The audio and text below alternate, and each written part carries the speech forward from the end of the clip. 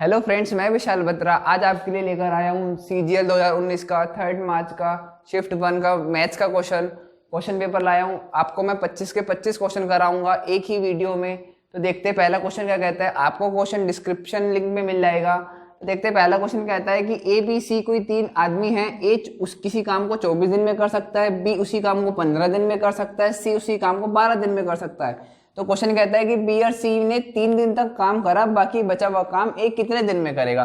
तो देखते हैं पहला इस क्वेश्चन को करने का तरीका क्या होता है। 24, 15 और 12 का हम एलसीएम निकालते हैं। तो इसका एलसीएम 120 आएगा। देखिए कुछ डिजिट का आपको एलसीएम याद होना चाहिए आपस में, कि कुछ डिजिट 24, 15, 12 का एलसीएम जैसे 120 ये याद होना चाहिए आपको। तो देखते हैं अब ए किस इफिशियंसी से काम करेगा, अब ये देखते हैं। तो 24 पंजे 120, ए की इफिशियंसी आ गई 5, बी 15 अट्ठे 120, बी की इफिशियंसी आ गई 8, सी 12 की इसमें करेंगे तो 10 टाइम तक होएगा, तो 12 सी की इफिशियंसी आ गई 10। इसका मतलब ये होगा कि ए 5 की इफिशियंसी से काम कर रहा है, बी 8 की, सी 10 की इफिशियंसी से काम कर रहा है। तो क्वेश्चन कहता है बी और सी ने 3 दिन तक काम करा। इसका मतलब क्या है कि भाई 10 और 8 यूनिट इस इफिशियंसी से काम करेंगे, 18 की इफिशियंसी से काम करेंगे बी और सी। तो कितने दिन काम करा, 3 दिन काम करा। तो 54 यूनिट काम इन्होंने कर लिया। अब टोटल वर्क है कितना, 120 यूनिट। 120 यूनिट में से अगर हम 54 यूनिट माइनस कर देंगे तो बचेगा कितना, 76 यूनिट। तो इतने यूनिट काम करना है हमारी ए ने, जो इस इफिशियंसी से करेगा। मतलब 76 यूनिट काम करना है हमने 5 यूनिट की इफिशियंसी से। ये आपका टोटल डेज आ गया भाई, ए कितने दिन में इस काम को करेगा। तो ये हमारा आंसर होगा कि ए इतने दिन में हमारे इस बचे हुए काम को करेगा। तो देखते हैं क्वेश्चन नंबर 2 हमें क्या कहता है। क्वेश्चन नंबर 2 ट्रिग्नोमेट्री से लिया गया है। इस तरह का क्वेश्चन सीजीएल ने हर सेट में दिया है। देखिए क्वेश्चन नंबर 2, इसको करने का एक ही तरीका है, बहुत इजी तरीका है कि भाई 10 ए की हमें गिवन है कि 6 10 ए बराबर 5 और इसकी वैल्यू हमें फाइंड करने की क्या आएगी। इस क्वेश्चन को करने का तरीका हमारा ये है कि भाई 10 ए की वैल्यू फाइंड कर लो। 10 ए की वैल्यू कितनी आएगी, 5/6। अब ये वैल्यू इसमें अरेंज तब कर पाएंगे जब ऊपर वाले फिगर में इसमें 10 ए दिख रहा होगा। तो 10 ए लाने के लिए हमें क्या करना है, कोस से डिवाइड करना है। अगर हम कोस से डिवाइड करते हैं तो 8 10 ए -4 अपॉन, जब हम कोस से डिवाइड करेंगे तो यहाँ 1 बचेगा, यहाँ +2 10। अब हमारे पास कुछ नहीं है, बस 10 ए की वैल्यू 5/6 रखनी है। 8 × 5/6 माइनस के 4/1 + 2 × 5/6। अब इसको सोल्व करना है। 2 3 6, 2 4 8, 2 1 2, 2 3 6। देखते हैं क्या आता है। तो 5 की 4 में करेंगे तो 20/3 माइनस के 4 इसमें करेंगे। देखिए 1/5 + 3 बचा। तो देखते क्या आया हमारा कि 3 में इसमें करेंगे तो 3 4 3 12, 20 में से माइनस करेंगे तो 8/3 आएगा। इधर भी करेंगे तो 8/3 आएगा। इससे ये पूरा कट जाएगा, आंसर आएगा हमारा 1। तो बहुत इजी था, सिर्फ हमें वैल्यू पुट करनी थी। और इस तरह का क्वेश्चन सीजीएल ने हर सेट में दिया है। अगला क्वेश्चन देखते हैं। अगला क्वेश्चन क्या कहता है। क्वेश्चन नंबर 3 में देखते क्या कहता है। एलजेब्रा है। एलजेब्रा कहता है कि x - y = 4, xy = 45 और हमें इसकी वैल्यू फाइंड करनी है। देखो इस क्वेश्चन करने के 2 तरीके हैं। एक तो बहुत शॉर्ट मेथड है, इसमें हम अपनी तरफ से कुछ दिमाग में वैल्यूज देखते हैं कि कौन कौन सी वैल्यू सेटिस्फाई कर सकती है। तो देखिए 9 - 5, 9 - 5 कितना होगा, 4 होगा, और 9 × 5 होगा 45। तो एक तो तरीका ये है। ये कभी कभी आपको ऐसा होता है कि भाई माइंड में स्ट्राइक नहीं कर पाता कि भाई 9 पर, लेकिन आपने इस तरह के क्वेश्चन खूब सारे करे हैं। आपने देखा होगा हमने इस तरह के क्वेश्चन करते हैं, x² + 2x + 4 = 0। तो हम करते थे कि मल्टीप्लाई करे 4i, ऐड करे 2i, इस तरह के हम क्वेश्चन करते थे। तो आपको प्रैक्टिस हो गई होगी। पर लेकिन अब देखिए, अब कंपटीशन के हिसाब से हमें ये मेथड आपको आना चाहिए कि कोई भी 2 नंबर हो कि हम इसको सेटिस्फाई करा दे कि 9 में से 5 गए 4 होगा, 9 की 5 में मल्टीप्लाई करिए 45 हुआ। तो इसका मतलब x की वैल्यू 9 हो गई, y की वैल्यू 4 हो गई। एक तरीका तो ये है, और ये वैल्यू हम इसमें पुट कर देंगे, हमारा x³ और y³ आएगा। दूसरा तरीका एक बेसिक मेथड है कि हमें x³ - y³। मैंने आपको अलजेब्रा के 2 पार्ट डाले हैं सीजीएल के ही, आप उसमें देख सकते हैं। मैंने इसमें इसको फॉर्मूले को भी अच्छी तरह डिफाइन करा है कि ये कहाँ से आया। x³ - y³ इक्वल्स होता है x - y = x² + y² - plus x y, ये फॉर्मूला होता है x cube minus y cube का। तो हमारे पास लगभग सभी डाटा होता है, तो हम इसकी वैल्यूज यहाँ से निकाल कर पुट कर देते हैं, हमारा आंसर आ जाता है। तो थोड़ा सा लेंथी बैठ जाता है, कंपटीशन के हिसाब से हम इसको नहीं देखेंगे, हम इसी में सिर्फ यही वैल्यू पुट करेंगे कि भाई अपने माइंड में फटाफट निकाल के लाना है कि भाई कौन कौन सी वैल्यू सेटिस्फाई कराएंगी। तो इसमें 9 और 5 सेटिस्फाई करा गया। अब 9 की क्यूब हमें 9 की क्यूब होती है, देखिए 7 2 9 और 4 की क्यूब होती है 64। जब हम इसको इसमें से माइनस करेंगे, देखिए 9 को 4 में से माइनस करा, सॉरी y की वैल्यू 5 है, y की वैल्यू 5 है, तो इसका जो y की क्यूब आएगी 125 आएगी, और 9 को 5 में से माइनस करेंगे 4 आएगा। तो सीधा यहीं पर देखिए कि यूनिट डिजिट इस ऑप्शन में ये सेटिस्फाई कर रही, तो हमारा ऑप्शन नंबर 1 होगा 604। देख सकते हैं अगला क्वेश्चन किस बेस पर है। क्वेश्चन नंबर 4 में गिवन है कि हमें कोई गार्डन है, उसकी रेडियस 42 मीटर है। अब उसने किसी गार्डन के 8 राउंड मारने हैं, तो वो कितने मीटर चलेगा, डिस्टेंस कितनी कवर करेगा, हमें ये फाइंड करना है। तो देखते हैं इस क्वेश्चन को करने का तरीका। देखिए कोई गार्डन है, इसकी रेडियस दे रखी है 42 मीटर। अब देखिए एक चक्कर लगाने में इसकी सरकमफ्रेंस कवर करेगा, इसकी सरकमफ्रेंस कितनी होगी 2 पाई आर। तो देखते हैं 2 इंटू पाई की वैल्यू 22/7, रेडियस है हमारे पास 42 किस में मल्टी डिवाइड करेंगे तो 6 होएगा। देखते हैं, तो 6 टू 12, 12 की 22 में मल्टीप्लाई करते हैं। इसको मल्टीप्लाई करने का तरीका देखिए 10 + 2 कर लीजिए, इसको 22 की इसमें करेंगे 220 + 44, इसको इसमें ऐड करेंगे 264। इसका मतलब एक चक्कर लगाने में तो हमको इतना मीटर चलना पड़ रहा है। 8 चक्कर लगाने में कितना मीटर चलना पड़ेगा, 264 की 8 में मल्टीप्लाई करनी पड़ेगी। अब एक बार देखते हैं यूनिट डिजिट लग पाते नहीं लग पाते। 8 की 4 में करेंगे 12 आएगा, यूनिट डिजिट 2 होगी, यूनिट डिजिट 2 इसमें भी है, 2 इसमें है, तो हम इसकी पूरी मल्टीप्लाई करके देख लेंगे। इसका आंसर आएगा 2112। तो मल्टीप्लाई करके हमें इसका आंसर फाइंड करना है। तो बहुत सिंपल क्वेश्चन था। देखते हैं अगला क्वेश्चन में क्या कहता है। Question number 5 profit and loss से है। तो देखते हैं क्वेश्चन क्या कहता है कि भाई एक आदमी है, उसने अपना कोई प्रोडक्ट बेचा, आर्टिकल बेचा 10% बिलो 10% लॉस पर बेचा, या अपने कॉस्ट प्राइस से 10% कम पर बेच दिया। अब वो कह रहा है अगर वो अपने आर्टिकल को 332 रुपये फालतू में बेचता तो उसे 20% का प्रॉफिट होता, तो उसका ओरिजिनल जो सेलिंग प्राइस है वो बताइए कितना होगा। तो इस क्वेश्चन को करने का तरीका देखिए, सबसे पहले आपको ये फ्रैक्शंस जो ये परसेंटेज को फ्रैक्शन में कन्वर्ट करना आना चाहिए। तो 10% का आपको फ्रैक्शन पता होगी 1/10 होगी, और 20% की फ्रैक्शन अगर आपको निकालनी हो तो ऐसे निकालते हैं, वो 1/5 होगी। तो देखते हैं 1/5। तो क्या कहता है कि भाई अगर उसका आर्टिकल वो अपने 10% कम पर बेचता, तो मतलब 10 की कोई चीज थी तो 9 पर बेचता, इसका मतलब यही है। और अब आगे क्या कह रहा है, वो कह रहा है कि उसने अगर 332 रुपये में ज्यादा बेचता तो उसे 20% का प्रॉफिट होता। देखो प्रॉफिट होता है कॉस्ट प्राइस पर और बिकता है हमारा सेलिंग प्राइस पर। तो देखिए प्रॉफिट उसने करा 20% का, 20% का प्रॉफिट मतलब 5 की चीज एक प्रॉफिट हो गया, मतलब 5 पर 1 का प्रॉफिट हो गया, मतलब 5 की चीज 6 में बेची होगी। ठीक है, अब देखो हमारा आर्टिकल तो एक ही है ना, तो उसका कॉस्ट प्राइस सेम होना चाहिए। तो अगर ये 10 रुपये का था हमारा, तो ये भी 10 रुपये का होना चाहिए। इसका मतलब अगर हम इसमें 2 से मल्टीप्लाई कर देंगे तो 10 की चीज 12 में बेची। अब असलियत में बेची कितनी एक्स्ट्रा में, भाई 3 यूनिट ज्यादा में बेची। तो अगर हम रेशियो से देखें तो 3 यूनिट ज्यादा में बेची, और बिक कितने में ज्यादा रही है 332 रुपये में। अब उसने पूछा क्या है कि भाई original selling price, original selling price कितना था 9। इसका मतलब ये 3 यूनिट की वैल्यू हमारे पास 332 है, तो 9 यूनिट की वैल्यू क्या होगी, इसमें 3 से मल्टीप्लाई कर देंगे, तो हमें ज्यादा करने की जरूरत नहीं। 9 यूनिट की वैल्यू होगी 332 इंटू 332 699, ये हमारा आंसर आ गया। 996 रुपीज में हमारा ओरिजिनल सेलिंग प्राइस था। आइए अगले क्वेश्चन की तरफ बढ़ते हैं। क्वेश्चन नंबर 6 में कैलकुलेशन दी हुई है, कैलकुलेशन को सॉल्व करना है। बस इसमें एक गिवन है कि प्लस को माइनस, माइनस को प्लस, मल्टीप्लाई को डिवाइड, डिवाइड को मल्टीप्लाई का साइन चेंज करके सॉल्व करना है। तो 42 माइनस को प्लस, मल्टीप्लाई को डिवाइड, प्लस को माइनस, डिवाइड को मल्टीप्लाई, प्लस को माइनस 15। आज ये अगला 8 मल्टीप्लाई को डिवाइड में चेंज करना है हमने, माइनस को प्लस में, प्लस को माइनस में, और डिवाइड को मल्टीप्लाई में चेंज करना है। सॉल्व करते हैं, देखते हैं बोर्ड मार्क्स के साथ सॉल्व करना है। पहले डिवाइड को सॉल्व करेंगे, तो इसको डिवाइड करेंगे 3 4 12। अब देखते हैं पहले मल्टीप्लाई और फिर एडिशन। तो 42 + 4 - 8 की 2 में करेंगे 16 - 15 अपॉन इसमें डिवाइड करेंगे सबसे पहले 4 4 8 और माइनस के 3 9 की 27।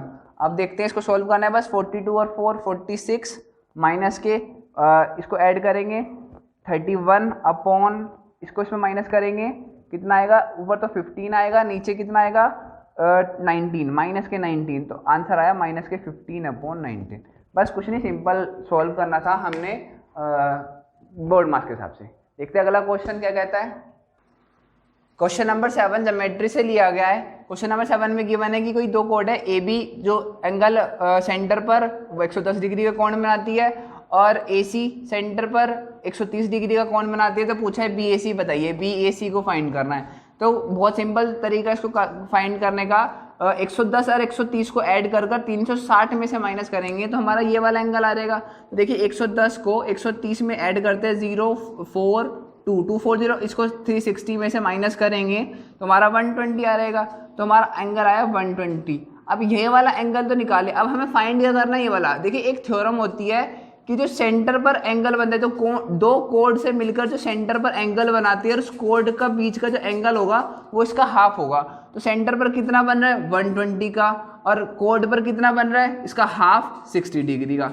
बस सिंपल सा आंसर था, इसको 60 फाइंड करना था। BAC कितना आया हमारे पास 60। अगले क्वेश्चन की तरफ बढ़ते हैं, ये तो बहुत ईजी क्वेश्चन था। क्वेश्चन नंबर 8 देखिए। क्वेश्चन नंबर 8 कह रहा है कि कोई ट्रेन है वो किसी पोल को 12 सेकंड में और किसी ब्रिज को जो 170 मीटर लंबा है उसको 36 सेकंड में पार करती है। तो बताइए कि इस ट्रेन की स्पीड क्या होगी। सबसे ईजीएस्ट क्वेश्चन है, तो देखते हैं कैसे करते हैं। देखो कोई स्पीड का फॉर्मूला करते हैं, speed equals to distance upon time.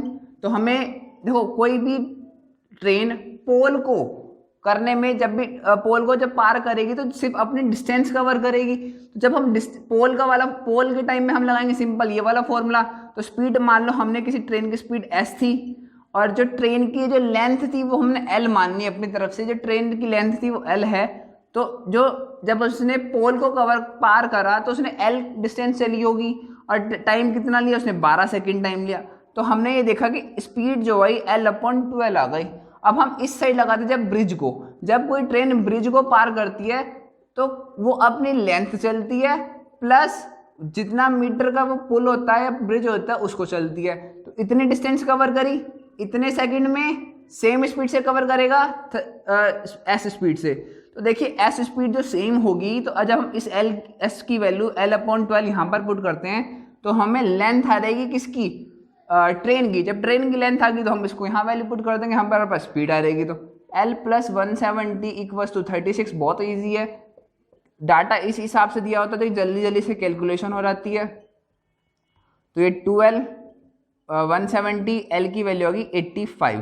तो देखिए L की वैल्यू 85 यहाँ पर पुट कर देंगे तो हमारे पास स्पीड आ गई मीटर पर सेकेंड में। अब आप इसको किलोमीटर पर आर में चेंज कर देंगे तो हमारा आंसर आ जाएगा। उसके लिए हमें क्या करना पड़ेगा, क्या करते हैं S = 85/12 हमारा आया मीटर पर सेकंड में। अब देखो मीटर पर सेकंड को देखो, अब मैं आपको बताता हूँ ये कन्फ्यूजन रहता है कि कैसे कन्वर्ट करते हैं। देखो किलोमीटर पर आर है तो 1 किलोमीटर पर आर में कितने मीटर पर सेकंड आते हैं। तो किलोमीटर को मीटर में करने के लिए 1000 और इसको करने के लिए 36 × 36, तो 60 × 60।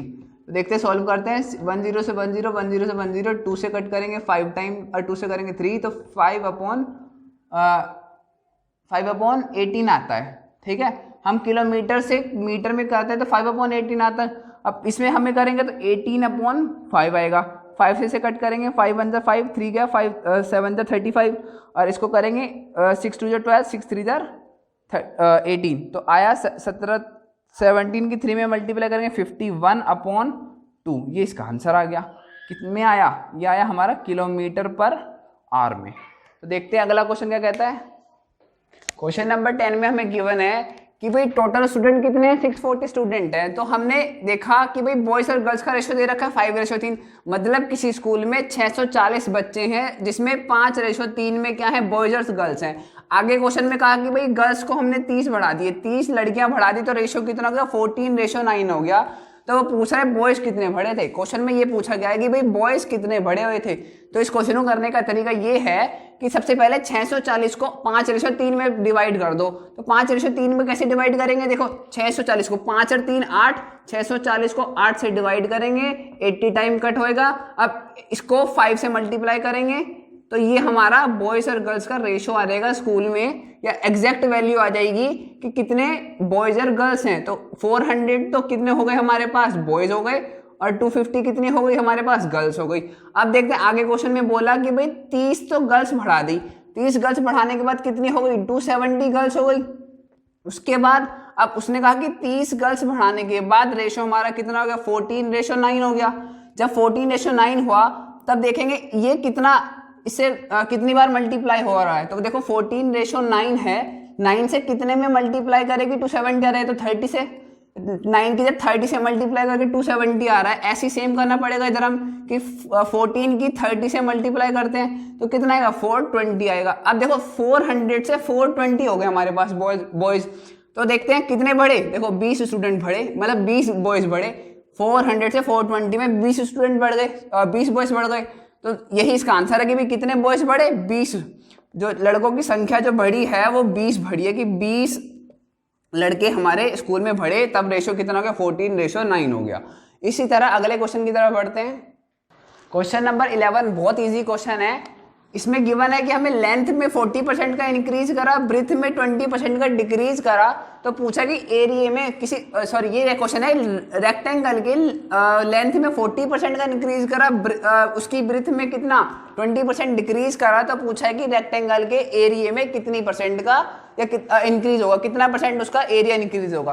तो इस क्वेश्चन को करने के दो तरीके हैं। एक तो फॉर्मूला बेस है, पहला फॉर्मूला अगर हम याद कर सके इस तरह के क्वेश्चन करने का होता है x + y + xy/100।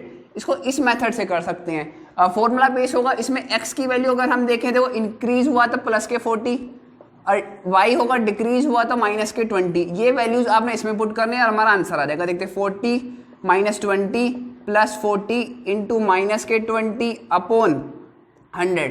इसको सोल्व करेंगे हम, हमारा आ जाएगा 40 - 20 -4 2 8, और इसको सोल्व करते हैं 40 - 28 = 12। तो हमारा आंसर आएगा, इससे 12% का हमारा इंक्रीज हुआ क्या, एरिया। किसी रेक्टेंगल का एरिया इंक्रीज हुआ कब, जब हमने लेंथ में 40% का इंक्रीज करा, ब्रीथ में 20% डिक्रीज करा। एक तो ये फॉर्मूला बेस्ड क्वेश्चन होगा। एक और इसी तरह इसी क्वेश्चन को हम दूसरे तरीके से कर सकते हैं। कैसे, उसमें हमें रेशो याद करना है कि 40% का रेशो 2/5 होता है, 20% का रेशो 1/5 होता है। ठीक है, ये आपको कुछ वैल्यूज जो है परसेंटेज को रेशो में कन्वर्ट करने वाली याद होनी चाहिए, जिससे आपको कैलकुलेशन इजी हो जाए। तो देखते हैं लेंथ में 40% का इंक्रीज करा, इसका मतलब 5 थी पहले लेंथ, अब 7 हो गई, भाई 2 बढ़ गई, 5 से 7 हो गई लेंथ। और अब ब्रीथ का देखते हैं, भाई 5 थी, 1 घटकर 4 हो गई, पहले 5 थी, अब 1 घटकर 4 हो गई। और एरिया का फॉर्मूला क्या होता है, लेंथ इंटू ब्रीथ। इसका मतलब 5 5 = 25 और 7 4 = 28। पहले क्या था, उसका जो एरिया था 25 था, अब 28 है, तो कितना बढ़ा, 3 बढ़ा। 25 पर परसेंटेज के लिए 100, 25 चौका 100, 4 दिया 12% का हमारा जो है एरिया इंक्रीज हुआ रेक्टेंगल का। तो बहुत इजी क्वेश्चन था। अब देखते हैं अगला क्वेश्चन कैसा है।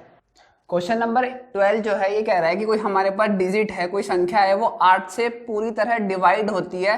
तो इसमें बताइए कि x की कोई छोटी से छोटी वैल्यू बताइए जो इसमें रखे, और जो डिजिट है 8 से पूरी तरह डिवाइड हो रहा है। तो इस क्वेश्चन को करने का तरीका देखो सिंपल है, ऑप्शन से उठाते हैं, ऑप्शन से वैल्यू लेते हैं। सबसे पहली बात उसने बोला कि छोटी से छोटी संख्या बताओ, तो इसमें सबसे छोटी संख्या 0 है, तो 0 रख के देखते हैं। 1000504। या तो देखिए आप पूरे को 8 से डिवाइड करेंगे तो बहुत लंबा हो जाएगा, तो 8 से डिविजिबिलिटी रूल होता है कि भाई लास्ट की 3 डिजिट डिवाइड होनी चाहिए, तो वो पूरी डिजिट जो है डिवाइड होती है 8 से। तो सीधा हमें 50 चेक करेंगे, अगर 8 से डिवाइड है तो हमारा यही आंसर हो जाएगा। उसके बाद हम 1 देखेंगे, फिर 2 देखेंगे, फिर 4 देखेंगे। तो पहले देखते हैं कि 0 पर देखा, 8 से कटेंगे, 8 5 40, 8 6 48 हुआ। उसके बाद 2 हुआ, 8 3 24, मतलब पूरा कट गया, हमारा आंसर आ गया कि भाई 0 रखने पर हमारा आंसर आ रहा है, पूरी तरह कट रहा है और छोटे से छोटा है, तो इसलिए हमारा आंसर ऑप्शन बी होगा। और इसी तरह कुछ डिविजिबिलिटी रूल और है, जैसे 3 का होता है, 3 का होता है डिजिट सम। डिजिट सम क्या मतलब कोई भी डिजिट है, जैसे 1005x4 ही था, अगर हम मांगते, क्वेश्चन कहता है कि 3 से डिविजिबल होगा, तो इसमें डिविजिबिलिटी रूल लगता है कि डिजिट सम 0 0, इन सब का जो डिजिट सम क्या होना चाहिए था, वो इनका जो डिजिट सम जो है 3 से डिवाइड होना चाहिए था, वो 3 का डिविजिबिलिटी रूल होता है। ऐसी जैसे हमने सिंपल 8 का लगाया, वैसे 3 का है, और भी हम डिविजिबिलिटी रूल है आपके लिए अलग से वीडियो लेके आएंगे उसके लिए। तो अब देखते हैं अगला क्वेश्चन क्या कहता है। क्वेश्चन नंबर 13 ट्रिग्नोमेट्री से लिया गया है। देखो बहुत सिंपल क्वेश्चन है, अगर कंडीशन गिवन है कि a + b = 45 और इसकी वैल्यू पूछी है, तो हमें ये याद रहना चाहिए कि भाई अगर कंडीशन गिवन हो a + b = 45, तो 1 + 10a और 1 + 10b की वैल्यू 2 होती है। ये हमें अगर याद होगा, इसे स्टैंडर्ड रूल मान लीजिए, स्टैंडर्ड फॉर्मूला मान लीजिए कि भाई इसको अगर a + b 45 है, इसकी वैल्यू गिवन है, तो ये 2 होती है। अब देखिए सिंपल है, हम इसमें 2 की 2 में मल्टीप्लाई कर देंगे, 4 आ जाएगा, हमारा आंसर 4 हो जाएगा। अब मैं आपको ये बताता हूँ कि ये 2 क्यों होता है। देखिए हमें कंडीशन गिवन है कि a + b = 45। अब देखते हैं, हम दोनों तरफ 10 को लेते हैं, 10 a + b = 10 45। 10 45 की वैल्यू 1 होती है, तो 1 लिखेंगे। 10a + b का फॉर्मूला खोलते हैं, 10a + 10b 1 - 10a × 10b = 1 हुआ। अब ये सारा डाटा इधर चला रहेगा, इधर बचेगा 10a + 10b = ये इधर चला गया 1 - 10a × 10b। ठीक है, अब ये 10a × 10b इधर आ रहेगा, बचेगा हमारे पास 10a + 10b इधर आ गया प्लस 10a × 10b = 1। देखिए ये बचा। अब इसको इस फॉर्म में कन्वर्ट करने के लिए हमने क्या करा, 1 ऐड इधर कर दिया, इधर ऐड कर दिया। जब हमने 1 इधर ऐड करा, इधर भी ऐड करना पड़ेगा। तो अब इसमें हमने क्या करना है, 10a और 10a + b में हमने क्या 10a कॉमन लिया इस वाली टर्म में और इस वाली टर्म में, तो क्या बचा 1 + के 10b, और हमने इधर 10b + 1 में हमने 1 कॉमन लिया, तो बचा हमारा 10b + 1 = 2 है, 1 और 1 2 होगा। तो बस हमारा आ गया कि 10a + 1 1 + के 10b = 2। ये हमारा यही प्रूफ करना था। मैंने आपको बताया अगर ये कंडीशन गिवन है और इसकी वैल्यू 2 होती है, अगर हमें ये कंडीशन याद होगी तो हम डायरेक्ट फॉर्मूला कर सकते हैं, नहीं तो मैंने आपको ये प्रूफ बता ही दिया कि ये कैसे प्रूफ होता है। तो ट्रिग्नोमेट्री का था 2019 का जो 3 मार्च की जो फर्स्ट शिफ्ट आई थी, वो मैथ की सबसे इजी शिफ्ट थी, सबसे इजी क्वेश्चन दिए हुए थे। अब देखते हैं अगले क्वेश्चन में क्या कहता है।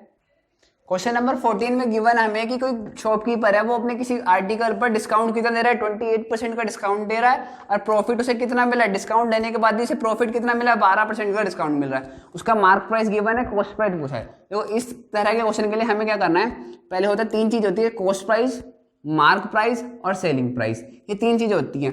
तो इसमें देखना है हमने कि भाई 28% का डिस्काउंट दिया, हमेशा डिस्काउंट किस पर मिलता है, हमें मार्क प्राइस पर डिस्काउंट मिलता है। तो 28% को हमने फ्रैक्शन में कन्वर्ट करा, 4 7 जा 28, 4 से कटेंगे 25 बार। इसका मतलब कोई 25 रुपए की चीज थी, उसने 7 रुपए डिस्काउंट देकर कितने में बेची, 18 रुपए में बेची।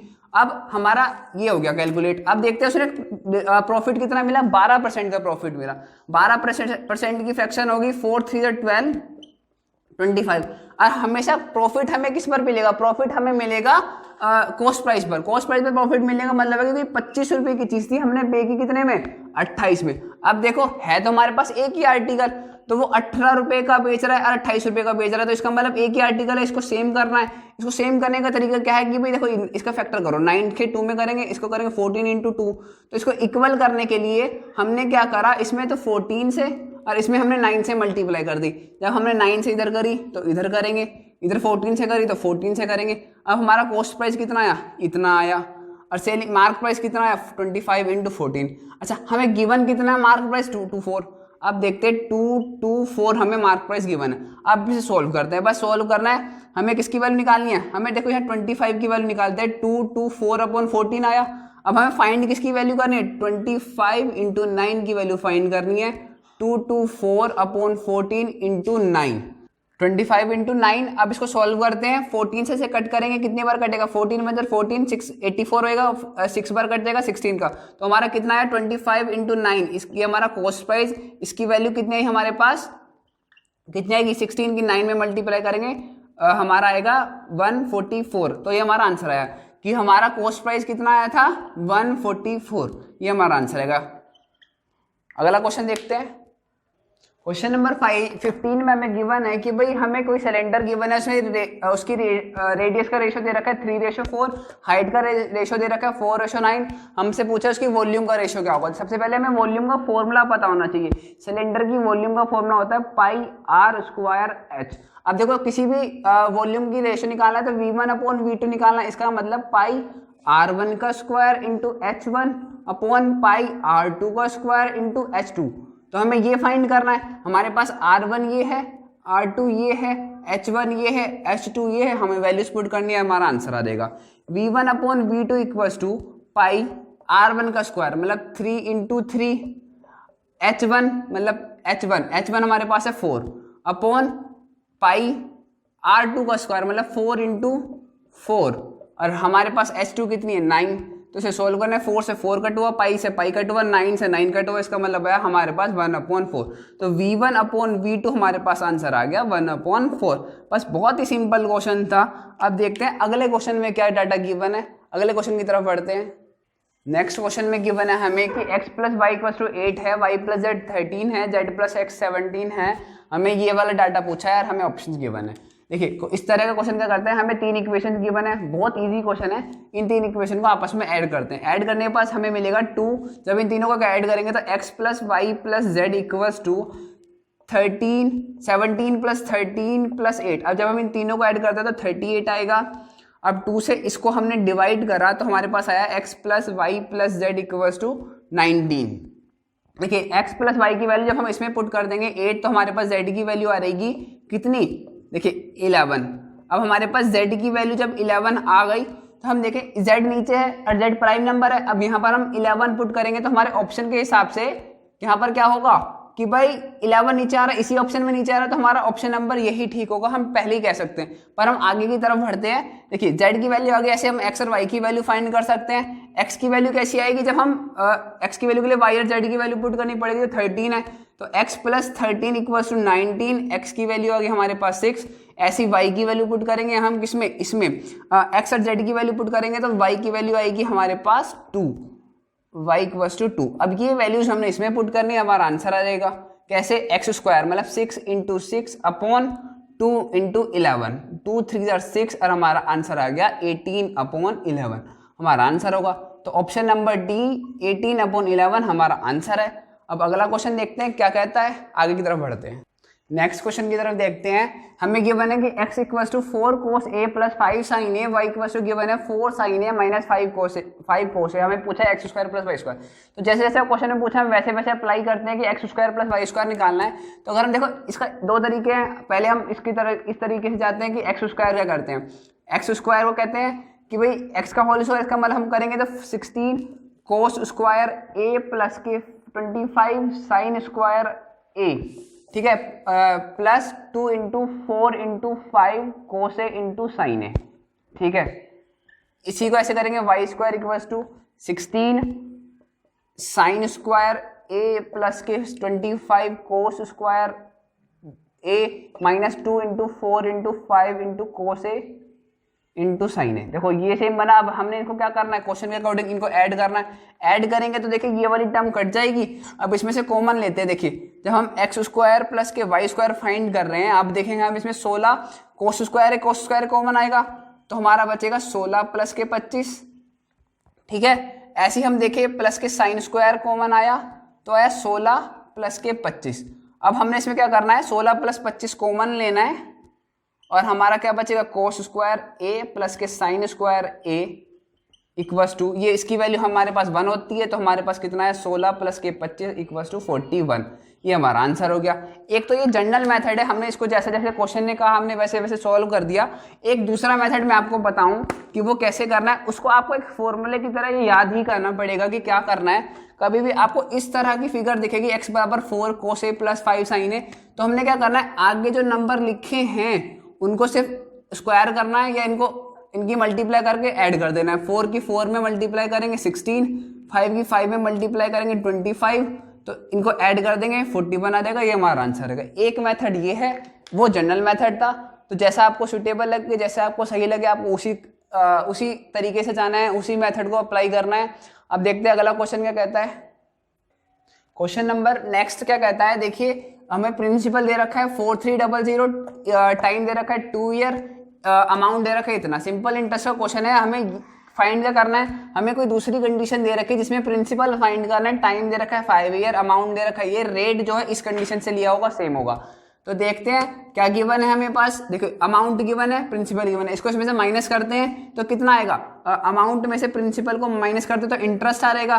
4644 में से 4300 माइनस करते हैं तो कितना आएगा 344। ये हमारा 2 साल का ब्याज आ गया।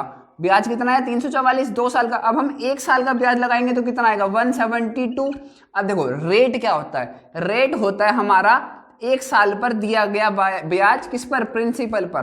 प्रिंसिपल पर 1 साल में दिया गया ब्याज क्या होगा, रेट होगा। तो हमारा रेट आ गया हमारा कितना 172/43% के लिए हमें लगाना पड़ेगा 100। इस 100 से इस 100 को कट करेंगे, हम करेंगे इसको 43 से इसको 4 टाइम, तो रेट आ गया हमारे पास जी 4%। अब ये वाली कंडीशन में हम इसको सेटिस्फाई कराते हैं कि ये रेट हमारा 4% है, टाइम हमारा कितना है 5 ईयर है, अमाउंट गिवन है।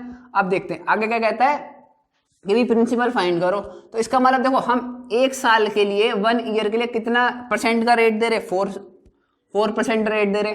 तो 5 ईयर के लिए कितना परसेंट देंगे, तो मान के चलिए जब हम 1 साल के लिए 4% दे रहे हैं, सिंपल इंटरेस्ट में देंगे तो इसमें सिंपल मल्टीप्लाई हो जाएगी। 5 ईयर के लिए कितना होगा 4 × 5, हमने 20% ब्याज देना है कितने में 5 साल में। अच्छा अब देखो ये क्या अमाउंट क्या होती है, 100% तो हमारा होगा प्रिंसिपल और हमें फाइंड क्या करना है, मतलब 100% तो हमारा प्रिंसिपल होगा। अब ये हमारा जो अमाउंट होता है वो प्रिंसिपल में क्या ऐड हो रहता है, इंटरेस्ट ऐड हो रहता है, तो हमारा क्या रहता है अमाउंट आ रहता है। तो हमारे पास अगर 100% हमारे पास प्रिंसिपल है, 20% ब्याज है, इसका मतलब 120% की वैल्यू कितनी गिवन है हमारे पास 10104। अब 120% की वैल्यू गिवन है, हमें 100% की वैल्यू फाइंड करनी है। वो क्या होगी, पहले हम 100% की वैल्यू कैसे फाइंड करेंगे, 10104 इंटू 100/120। इसको बस सोल्व कर देंगे, हमारा क्या रहेगा प्रिंसिपल आ रहेगा। कैसे करेंगे, 4 को इससे डिवाइड करेंगे, 8 4 2 टाइम तक कटेगा, 1 0 ये लग जाएगी। तो हमारे पास 100% की वैल्यू कितनी आ गई, या कहें हम प्रिंसिपल की वैल्यू आ गई हमारे पास 8420। देखो इस तरीके से क्वेश्चन है, थोड़ा सा कैलकुलेटिव क्वेश्चन था, थोड़ा सा माइंड लगाना था। सिंपल इंटरेस्ट का क्वेश्चन इसी तरीके से करना है, हमें सिंपल फॉर्मूला नहीं लगाना। अभी तक हम सिंपल इंटरेस्ट का फॉर्मूला क्वेश्चन कैसे करते आते थे कि भाई हमें इंटरेस्ट निकालना पड़ता था, तो क्या करते थे principal into time into rate upon 100। अब ये पुराना मेथड हो गया, अब हमें इस मेथड से अप्लाई करना है क्वेश्चन को। तो ये वाला मेथड आपको सीखना है, नहीं सीख आपको अभी इस फॉर्मूले से रिलेटेड आपको और वीडियोस मैं आपके लिए लेकर आऊंगा जल्दी। तो अब अगले क्वेश्चन की तरफ बढ़ते हैं। अगला क्वेश्चन क्या कहता है, देखते हैं क्या कहता है। क्वेश्चन कह रहा है कि भाई एवरेज से लिया हुआ क्वेश्चन है, थोड़ा सा ट्रिकी क्वेश्चन है, तो देखते हैं। बहुत इजी क्वेश्चन है अगर हम इसको समझे। Out of the 6th number the sum of the first 5 number is the 7 time of 6th number. If their average is 136 then the 6th number. तो छठा नंबर बताना क्या होगा। तो इसको करने का तरीका देखो, कुछ नहीं, फॉर्मूले में वैल्यू रखनी। एवरेज का फॉर्मूला क्या होता है, एवरेज का फॉर्मूला होता है सम ऑफ टर्म्स, जो टर्म्स गिवन है उसका सम करना है। तो मान लीजिए 6 टर्म्स हैं, इनका सम, ठीक है जी, इनका सम जो है हमारा अपॉन नंबर ऑफ टर्म कितनी है 6। अब देखिए कुछ नहीं है, एवरेज दे रखा है 136। अब 1 2 3 4 5, इन 5 नंबर का जो सम है वो छठे नंबर का सम का 7 टाइम है। मान लो छठा नंबर जो है x है और जो इनका सम है वो 7 टाइम है, तो ये 7x प्लस x हो गया अपॉन 6। x की वैल्यू फाइंड करनी है, तो 136 इंटू 6 अपॉन 8, इधर से 8x की वैल्यू आ जाएगी कि भाई x की वैल्यू आई है। इसको से डिवाइड करते हैं, 4 से करेंगे तो 4 2 8, 4 से करेंगे तो 4 3 12, 4 4 16, फिर 2 से करेंगे 17 टाइम। x की वैल्यू आएगी 17 इंटू 6, इसका मतलब आएगा x की वैल्यू आ गई 102। तो हमारा आंसर आएगा 102। देखो बहुत सिंपल क्वेश्चन था। मैं एक बार और इसका क्वेश्चन का जल्दी ओवरव्यू देता हूँ। हमें एवरेज गिवन था 136, हमें गिवन था कि स्टार्टिंग के 5 नंबर का जो सम है वो छठे नंबर का 7 गुना है। तो हमने मान लिया छठा नंबर x है 7 और इनका जो सम है वो 7x हो गया। तो एवरेज का फॉर्मूला लग गया कि total number of terms sum of terms equals to average. Average given था, इसको सम करके हमने फॉर्मूले में वैल्यू पुट करी, x की वैल्यू फाइंड आ गई। इसका मतलब छठी टर्म क्या आई छठी टर्म x थी, इसका वैल्यू आ गई 102। आंसर आ गया। तो होप सो आपको सभी क्वेश्चन समझ में आए होंगे। आज आपके लिए हम लाए थे CGL 2019 की 3rd मार्च का फर्स्ट शिफ्ट। अब हम जल्दी आपसे नेक्स्ट वीडियो में सेकंड शिफ्ट के क्वेश्चन के साथ मिलते हैं। सभी क्वेश्चन कराएंगे, आपको एक एक क्वेश्चन कराया जाएगा। तो देखते हैं, अभी तक के लिए ऑल दी बेस्ट।